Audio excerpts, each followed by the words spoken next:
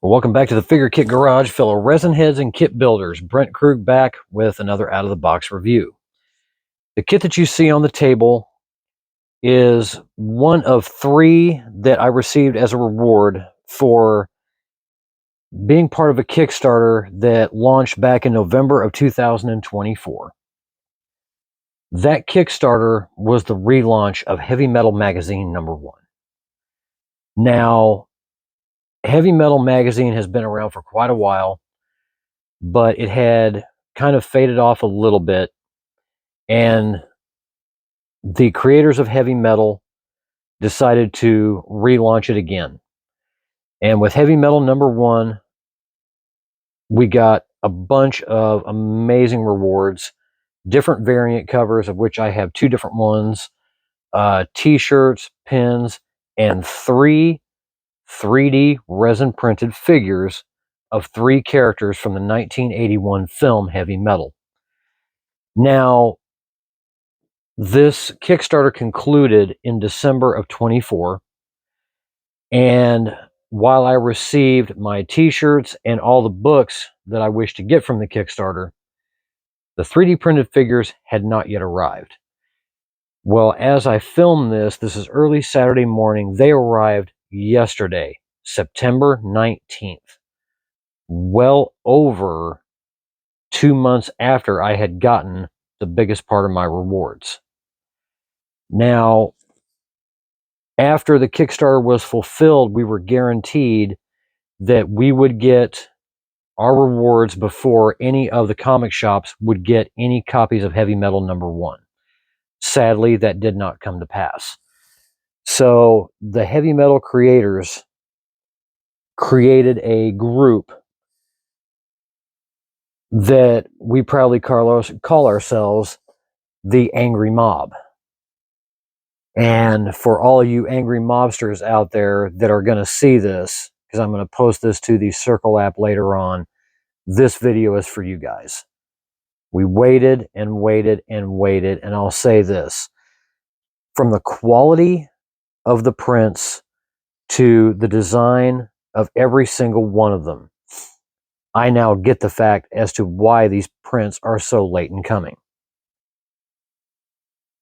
They are fantastic. They are perfect representations of 3 characters from the film that go beyond anything I could have imagined, and they're much bigger than what they look like on the Kickstarter page. Way bigger. So have faith. For all of you that have not gotten yours yet, they will show up. It's just going to take time. Now, these were printed by Alchemy 3D Prints, and the creator that created all 3 of these in STL form is a digital sculptor that goes by the name Nato, Nato Late. And I got to admit, when I saw the box on my porch, I was trying to figure out what showed up. And then I saw the Alchemy 3D Prints label. I'm like, I didn't order anything from them. And then I flipped it over and I saw the Heavy Metal logo, and my heart just dropped. I could not believe they'd finally shown up. So for 95 bucks, 3 figures of very high quality that require very little cleanup, and there is some 3D print supports that will have to be cleaned out and sanded down. But for 95 bucks for what you got, what you're about to see in this video, this is a really good deal. And I'm just going to go ahead and say it now. Heavy Metal made it very clear that only these figures were going to be available. There are no STLs available for sale anywhere. Let me say it again. Heavy Metal Magazine is not selling STL files of these characters. They were only available through the Kickstarter campaign. So, in order of the film that they appear is how we're going to look at these figures one at a time. On the table in front of me is the astronaut from the opening sequences of Soft Landing and Grimaldi. If you remember the film Heavy Metal, Soft Landing was the classic Corvette convertible being lowered out of the space shuttle bay to go on a little cruise through the atmosphere, being driven by its pilot slash driver to the song Radar Rider by Riggs. Yeah, I remember that much about the soundtrack. After landing, it goes straight into the tale of Grimaldi, who brings home the Lochnar to show off to his daughter, who then, after he opens up the case that he's carrying, he melts into a pile of goo and then vanishes. This particular version of Grimaldi is taken directly from the variant hardcover book that I have that was done by artist Greg Hildebrandt.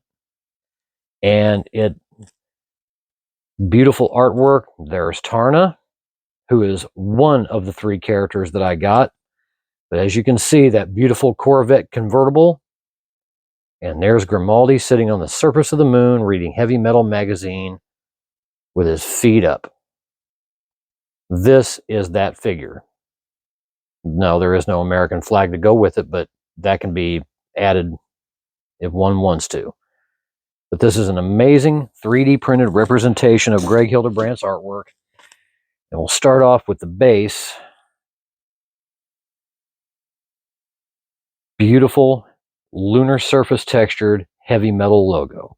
And like I said, you can see some of the 3D printing supports in between the letters. And then the texturing goes all the way around the backside where Heavy Metal is spelled in reverse. The artist did an amazing job translating the artwork to a 3D print. You can see the boot prints in the lunar dust, the typewriter, as was seen in the artwork, and then the feet for the chairs and the footrest that he's in. We also have the table that was also in that artwork with his drink, this glowing jewel thing, stacks of Heavy Metal magazines, and a necklace that goes along, sitting on the table along with it, probably from his adventures and travels to other planets. But really beautifully done. Most, if not all, of the, I won't say all, but most of the 3D print supports were actually already taken off and sanded down post-processing by Alchemy 3D prints. And I got to admit, they did a fantastic job of cleaning this thing up. And here's Grimaldi sitting in his chair in the brake line at the legs. And it fits together quite well. A little bit of sanding on the support post for the right leg, and these are printed hollow. Reading his own copy of Heavy Metal magazine, and I'll wind up adding my own cover and internal pages to the magazine itself, and probably the stack of magazine on the on that side table. But really amazing detail in the spacesuit, the gloves, the backpack that he's wearing, his oxygen tank, I'm assuming. A little bit of fill-in right there, but nothing really major. These guys at Alchemy 3D Prints did a fantastic job of the cleanup on this. Is amazing. There's not going to be very much work for me to do when I'm ready to put these together and paint them. But really cool. And you could probably mirror that with probably a black chrome or even a regular chrome, and have so you can actually see the reflection of the magazine in his helmet. Look really cool.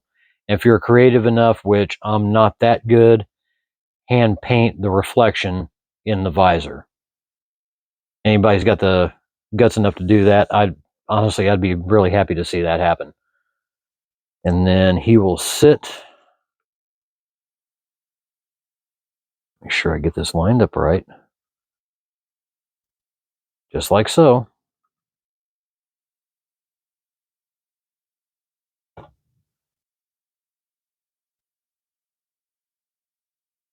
And then the legs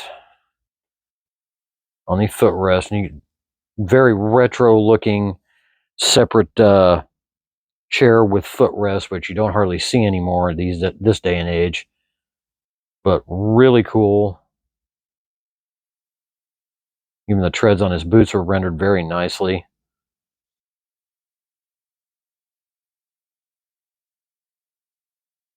And matter of fact, let me put him together.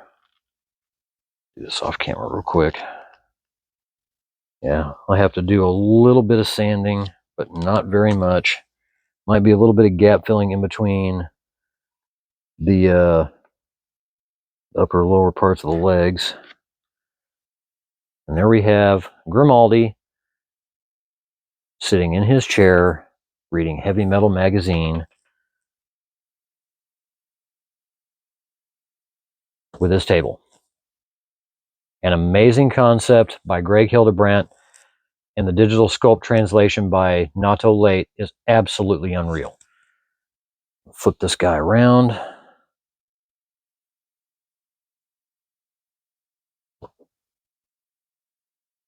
I don't think it gets any better than that for Grimaldi. Really damn cool. So for those of you who have gotten these kits, you know how good these are.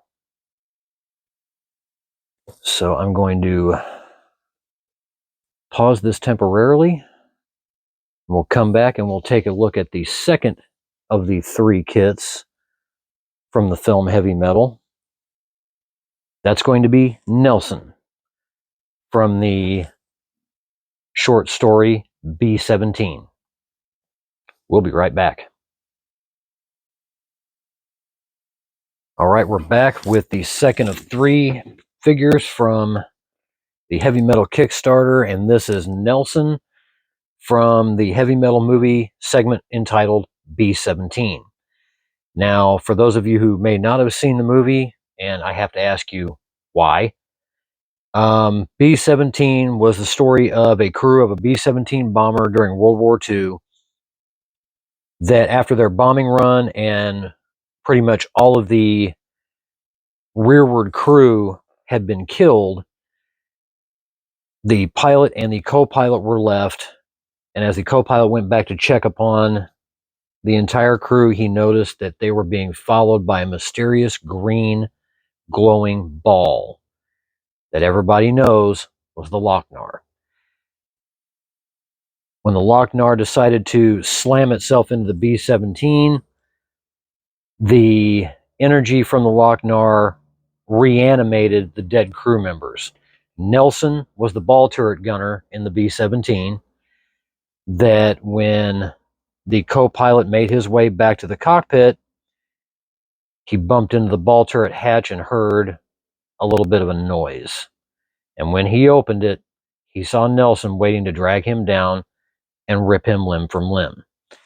Now, unlike Grimaldi, who came in 4 pieces, Nelson is 9 pieces, and the body parts, as well as the machine gun, with the exception of the actually no, the head is also, the whole thing is printed completely solid. For those of you who are not familiar with 3D printing a kit solid takes a little bit longer and is prone to more failures than 3D printing a piece hollow. So this would probably take Alchemy 3D printing a little bit longer to do because you have more chance of print failures than you would with a hollow printed piece. So starting off with the base, this is the ball turret of the B-17 bomber.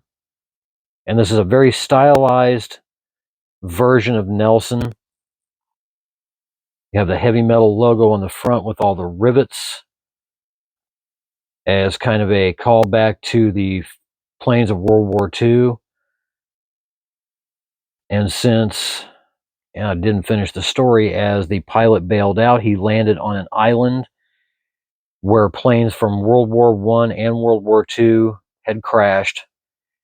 And thinking that he was alone, he discovered that he was on an island filled with reanimated undead crew members.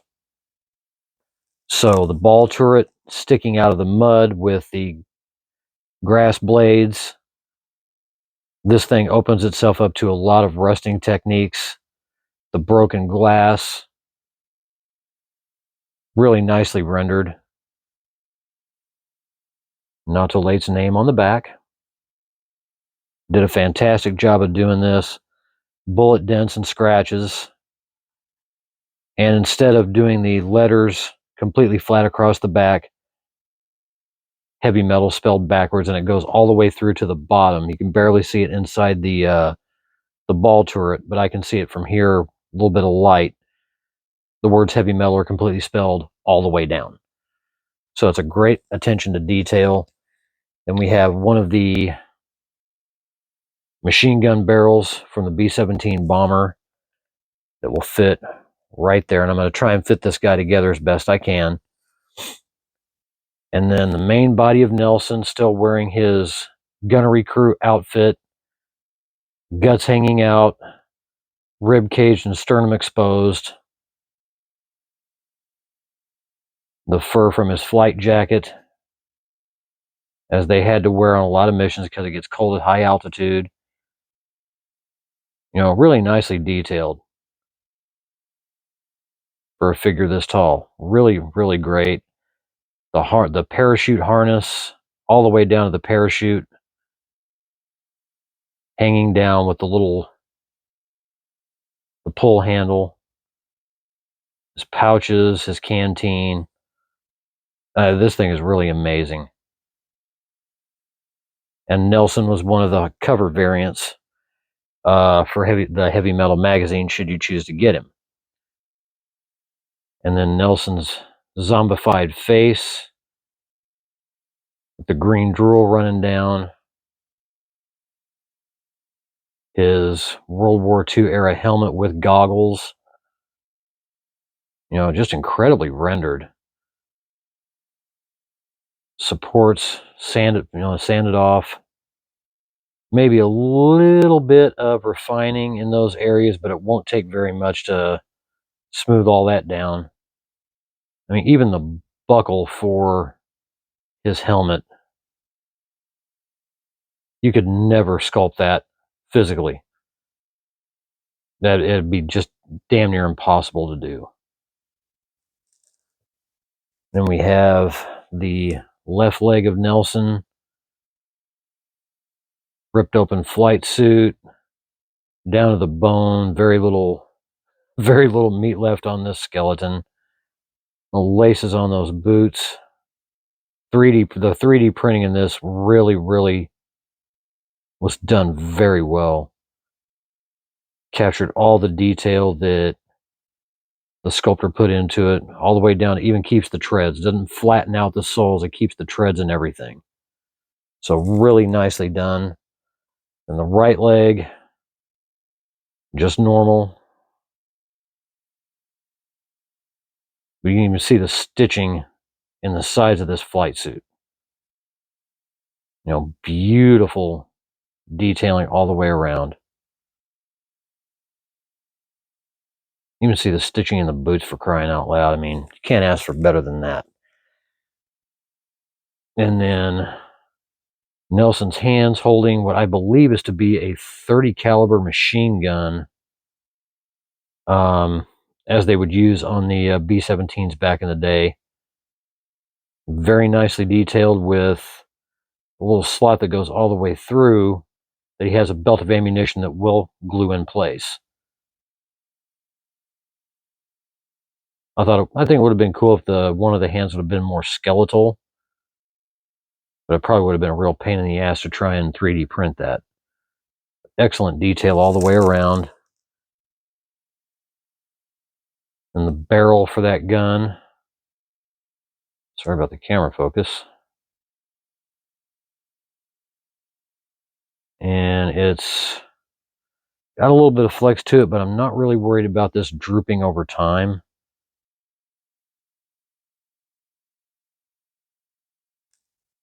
And then the ammo bandolier that will fit into that gun. I believe those are 30 cal rounds in there. If I'm wrong, somebody correct me on that. Like I said, I'm going to try and fit this guy together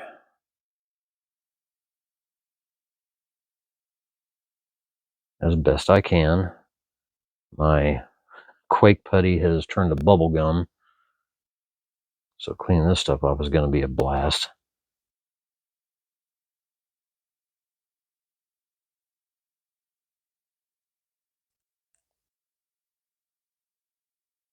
I don't need to use that much. Yep. Ugh. This stuff gets sticky really quick.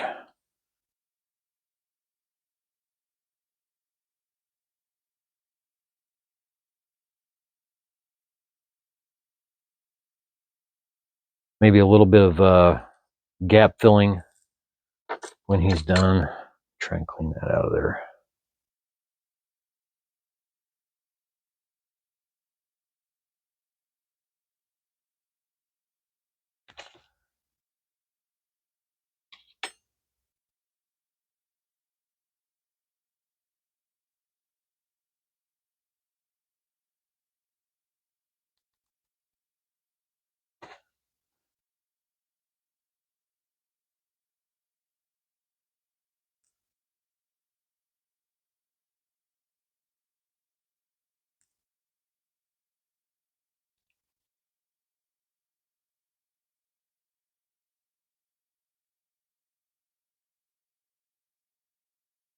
And his stance is really awkward looking, but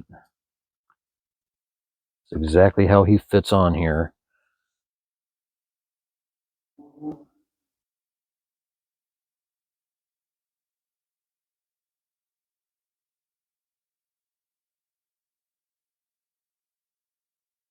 And then his hands will actually snap in. Just a little push.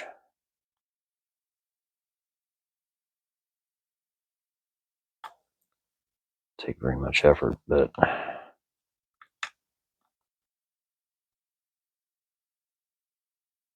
you take him off of there. Try and do this way.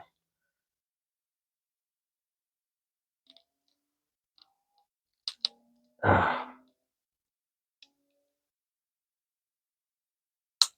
we go.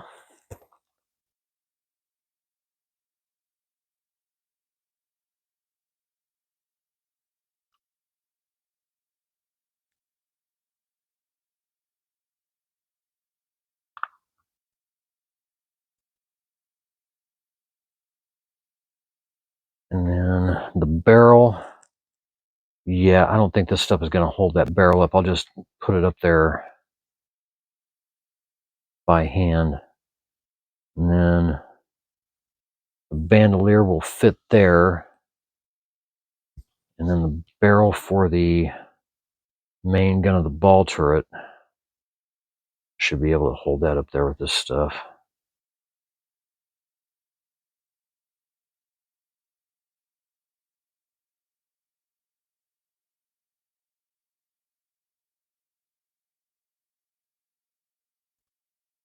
The head will fit just like that. And let me pull him forward a little bit. And here we have Nelson from the Heavy Metal story B-17. And then with the barrel fitted in,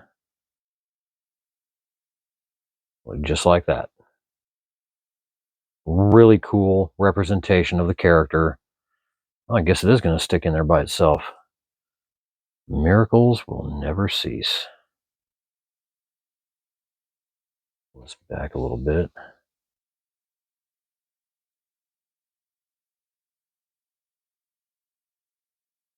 Heavy Metal logo there. But that is Nelson from B-17. Really, really cool kit. This is one you can have a lot of fun with rust, with gore, with faded, ripped, and bloodstained leather. This will be a fun one to do. It really will.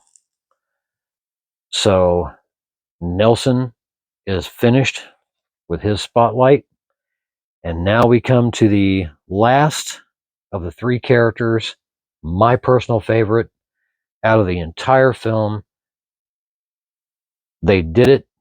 They made her the silent, sword-slinging heroine, Tarna. That review is going to be coming up next, so stick around. I'm going to put this guy up. All right, we're back for the last. My favorite. A lot of people's favorite. This is Tarna. The character of Tarna has spawned multiple Heavy Metal magazine stories all on her own. Being the silent, sword-slinging warrior that she is, I think that's one of the reasons why she became so popular.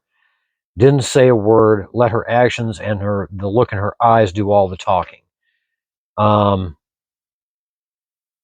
the film, it's going to sound really corny, but I think one of the most extraordinary parts of that whole sequence was the sequence of her putting on her outfit, which was rotoscoped after filming a living human actress, and they took her motions and created that entire scene that looks so natural in its movements. It was crazy.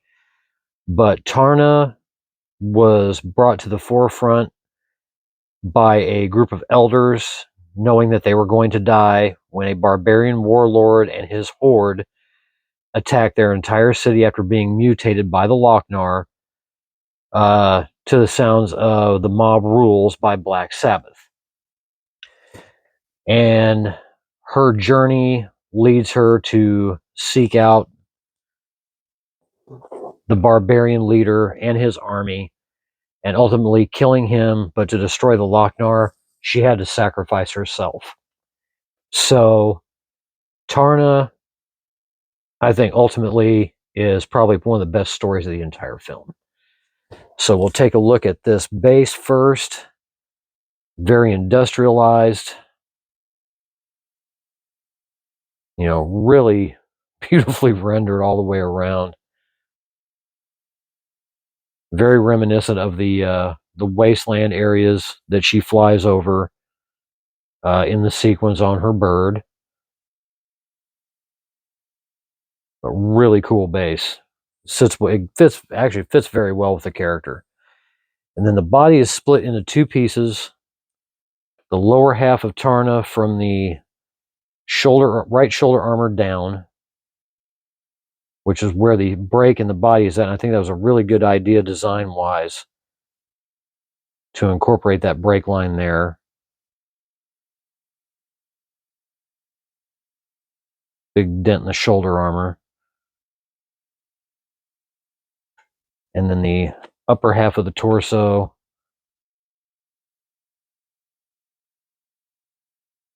Tarna's steadfast gaze. She never smiles. Always looking menacing no matter what. Hair rendered really well. A little bit of cleanup in these areas here. Just a little bit of care is going to get that taken care of, and maybe a few spot fills with some UV curable putty. But very nicely done. The sword is what really impresses me about this kit. That needle tip point on that sword blade, to try and hand sculpt that and then cast that in resin and keep that needle point on that sword would be practically impossible to do.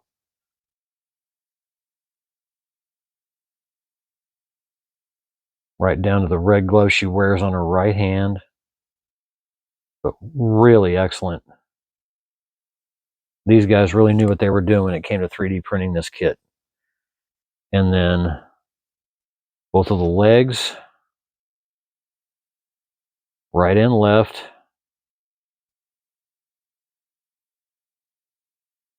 The thigh-high socks, and then the red armor pieces that wrap around. Just excellently rendered, right down to the high heels themselves. And even that would be a real pain in the ass for a caster to try and capture that without it warping or breaking during the casting process. So 3D printing these was pretty much the only way to go. There are going to be some, divots to fill in along the back side. But like I said, most of the 3D supports from the printing process were already taken care of. It's just going to take a little finesse to clean all that up even more and make it look really good. I'll try and fit her together as best I can.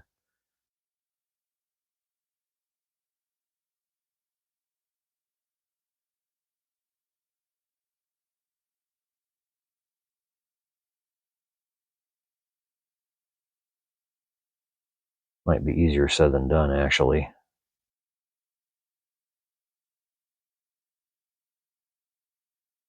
Especially with this stuff. I'm going to try something else. See if my little kneadable eraser will double as a... I need to get some of that blue tack. See if I can use that instead.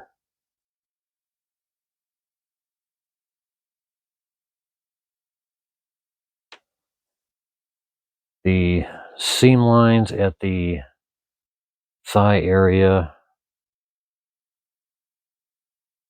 very, very negligible.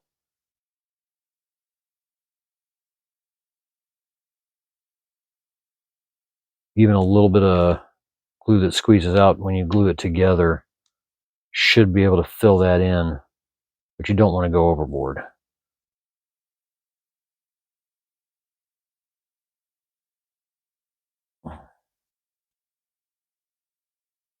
She will fit in here and here, just like that. And she's going to be a little bit off balance.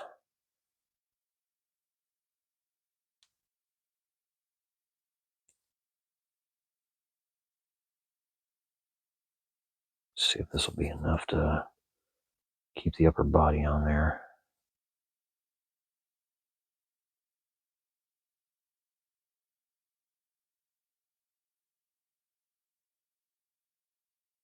I might have to turn the camera up to show you guys what this looks like, because it looks absolutely fantastic.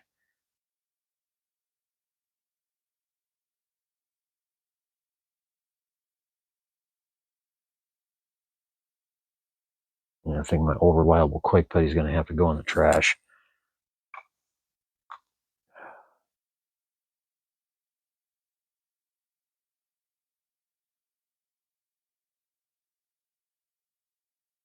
Stuff does not want to come off my fingers worth a darn.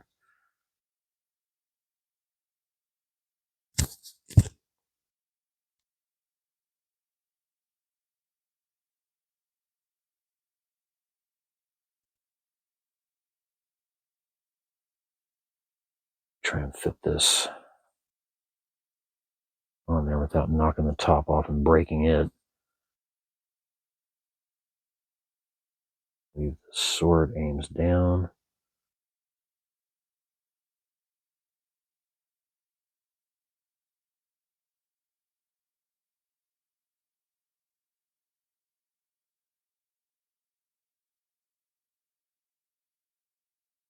If I remember seeing the pictures correctly, I think the sword points downwards and behind her.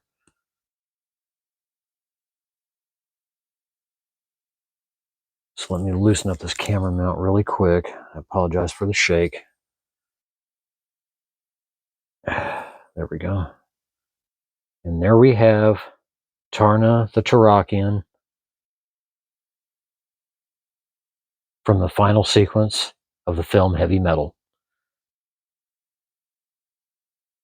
My hat's off to Alchemy 3D printing for the amount of quality that they put into these 3D prints, as well as the sculptor Nato Late. He did a fantastic job rendering these characters that have been around 44 years since Heavy Metal debuted.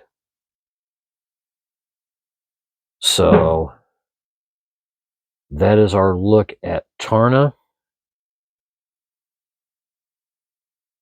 And real quick, there have been a few questions as to what kind of glues can be used to glue these together.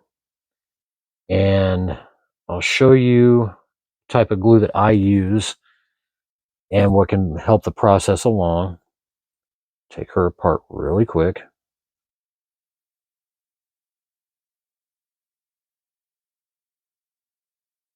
Now, for years, I've been using, you can use any CA glue, Zap-A-Gap, a lot of hobby stores, if you have any hobby stores in your area, will carry CA glue for modeling, a lot of times with their own logo on them, like Pegasus Hobbies. They have their own CA glue.